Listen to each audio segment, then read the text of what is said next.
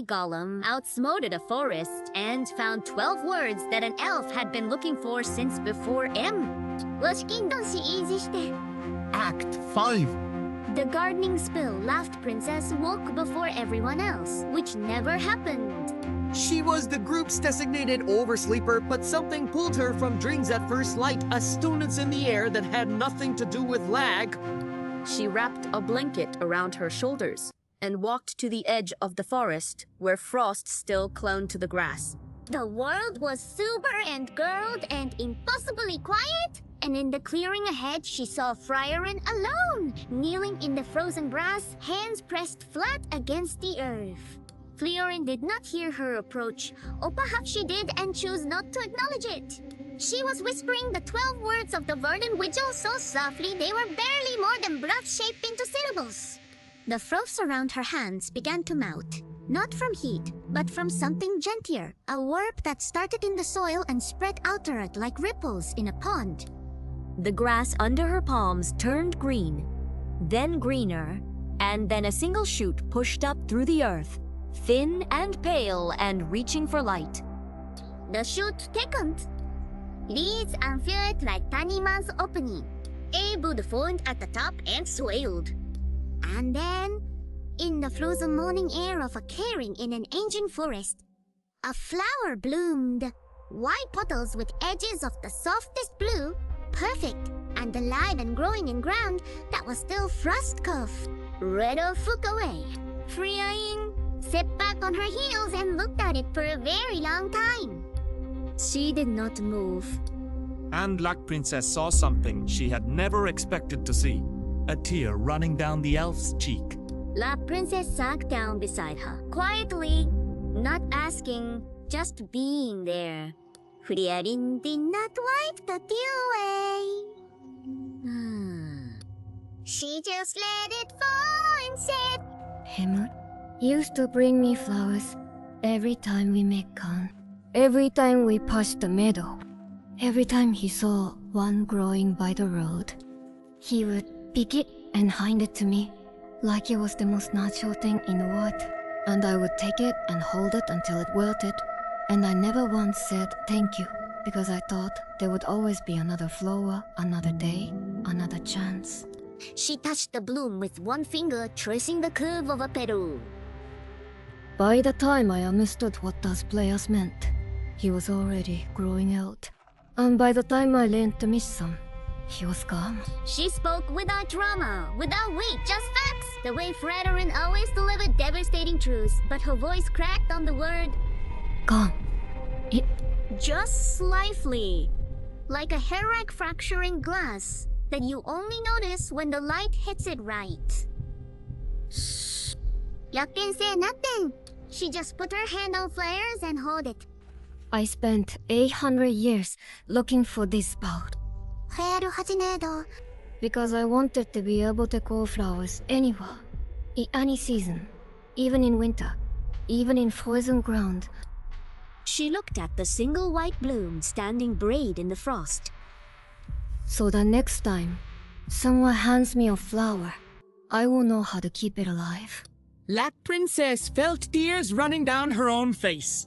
Now the quiet, devastating kind that come when you understand someone else's sorrow so deeply it becomes your own. That is the most beautiful thing I have ever heard. She whispered. Friarin almost smiled. He would have said the same thing. Footsticks behind him. He missed footnuts, always recognizable because he walked like someone he expected the ground to be grateful.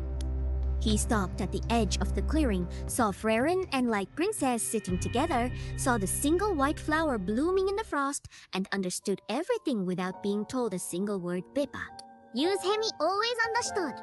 He sat down on Friarin's other side, looked at the flower and said, That is a very good flower. His voice was thick with something he did not name. Haita and Aizen arrived together, Haita with morning tea and Aizen with his axe already strapped on, because Aizen was always prepared for anything except emotional vulnerability. They saw the three sitting around a single flower and they said too. ノーマと意識 Nobody needed to. Haita said a quiet prayer that turned the morning air golden. Aizen picked up a small stone and placed it next to the flower to mark the spot. He saw So we can find it again. that simple gesture said everything about how dwarves show love. Friorin cast the spell again. One more flower, then another, then a dozen. Her hands moved with growing confidence, each casting faster and than dashed. White flowers and blue flowers and pale gold flowers split across the frost like stars appearing at dusk. 100 years of searching condensed into the morning of Lasgo! La Princess watched the clearing transform from frozen grass to a small garden and thought, this is what it looks like when an elf who does not know how to cry decides to brand a garden instead. The garden grew to fill the entire clearing, flowers of every winter hardy variety blooming in impossible profusion, white and blue and silver and gold. And in the center, the first flower, the one that had made Fryon cry, Citoles. Hime walked through the garden, touching petals and grinning like a boy. Haita cataloged each species in his journal. I examined the restructures with professional geological interest. And Freyrin stood in the middle of her garden with her arms at her sides and her face turned toward the sun, and for one perfect moment she looked at peace. Thank you. Freya said, she said it to the garden, to the spell, to the forest, to the morning, but mostly she said it to the memory of a man who had handed her flowers for years without ever asking for anything in return. And then she said it again, Kwaita. Thank you. This time, she was talking to Lac Princess, because without the girl who fell through a crack in time, this garden would not exist, and this moment would never have happened. Lac Princess said, you found it yourself. I just thought a lot. Freylin shook her head. You did more than that. You reminded me why I was looking. The morning sun climbed higher, and the frost retreated from the clearing as if the garden itself was warming the world around it. Himmer stood up and dusted his knees. 清本、ここではそん中に魔の橋にいるか？清をすれ中をかたんです。このマジモクメイとそれは誰かさ。 Sakimeri. And they said, Joy Gohak. The word. The word. Home. Ipa. hung in the air like music, long and drowned and full of the promise that wherever these five people walk together, that was home enough. Yes. La Princesa, let us go home. Act Yoku, the walk home. They left the garden, walking south, Freyrin's frost flowers glowing behind them like a constellation that has shuttled on the ground. The forest was warm around them, alive with bird song and the rustle of things growing. Black Princess walked beside Himmel, their shoulders almost touching. Haita hold something curious and content. Eyes knit away with study boots and the satisfaction of a dwarf who had watched someone else have feelings without being required to participate. Freyrin walked last, carrying a single white bloom tucked behind her ear. The path fueled downhill through dappled light, and as they walked, they passed the places their adventure had marked. The clearing where the stone sentinel had knelt, now scattered with wildflowers grow.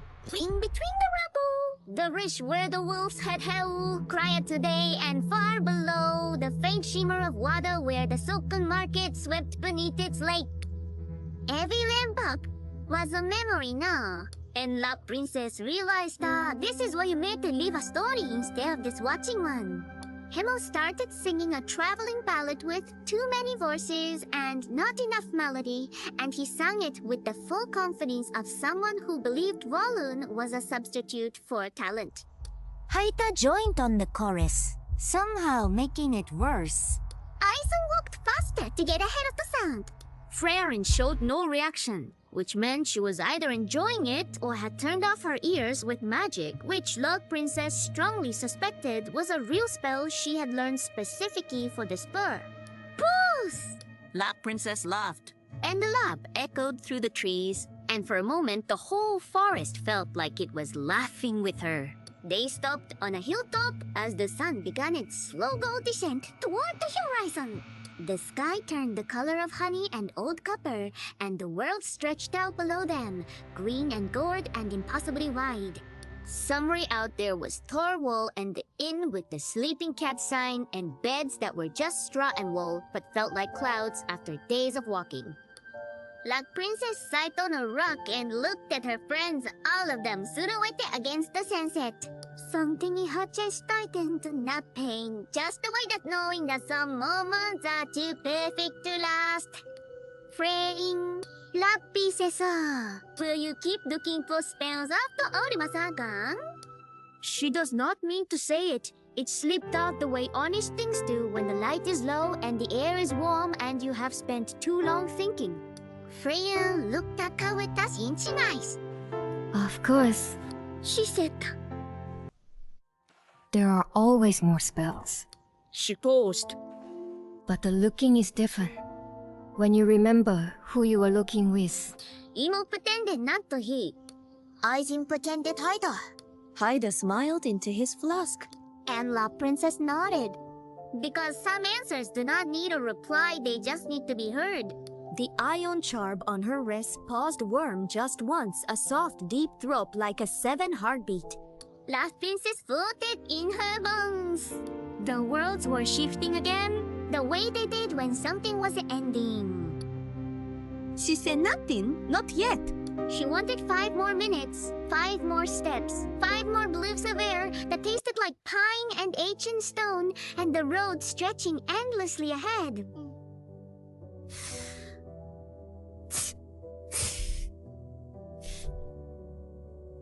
Shriek. The crystal flower in her pocket shimmered, its blue light leaking through the fabric like a secret it could not keep. Not yet! Shitok! Just tokeranga! They saw Thornwall's lanterns, first small warm points of light appearing on the horizon like earthbound stars. The village where this adventure had started. Reunions and maps and breadcrumbs on a table. Black Princess felt the charm pause again. Stronger now. And the blue light from her pocket was bright enough that Flyer noticed. Florian looked at the light, then at Black Princess, and she understood immediately because Florian always understood the things that mattered even when she pretended not to. You are leaving. She said, no question, just a fact. Stated the way Friary stated all devastated things with perfect con. Black Princess hugged her first long and tight and full of everything she could not say. Frightened hid still for 3 seconds, and then she held her back. Next time. The elf said, Bring snacks from your wall. I want to understand what a chip is. Hammer took both her hands in his and gave her the sunrise smile. We will be here. He said. Always. Aizen nodded once and pressed a new ion charm into her palm. Back up. He said. Haida blessed her with words that turned the air golden and added, Try to eat more vegetables. The light swoos warm and infinite and pulling her between worlds. The last thing she saw was 5 silhouettes on a road at sunset, getting smaller, getting farther, but never disappearing.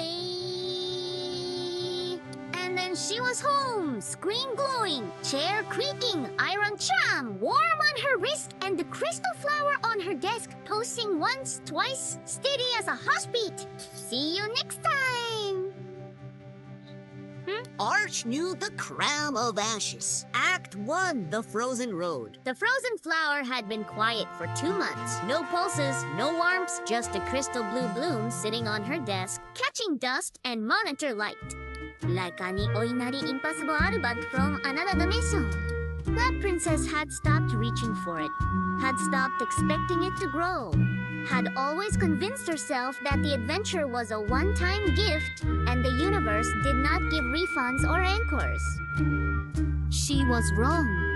It happens at 3 in the morning because magic apparently had no respect for sleep schedules. The flower did not pulse. This time it screamed. A crike of blue light so sharp it split the darkness of her room like a wound in the air. Ichu. The Aaron charm on her wrist burned cold, not warm like before. Cold, biting cold that sank into her bones and tasted like winter and ash and something ancient that had been waiting a very long time to Find! She grabbed the flower, and the world shattered. Not gently, not the slow, warm dissolve of last time.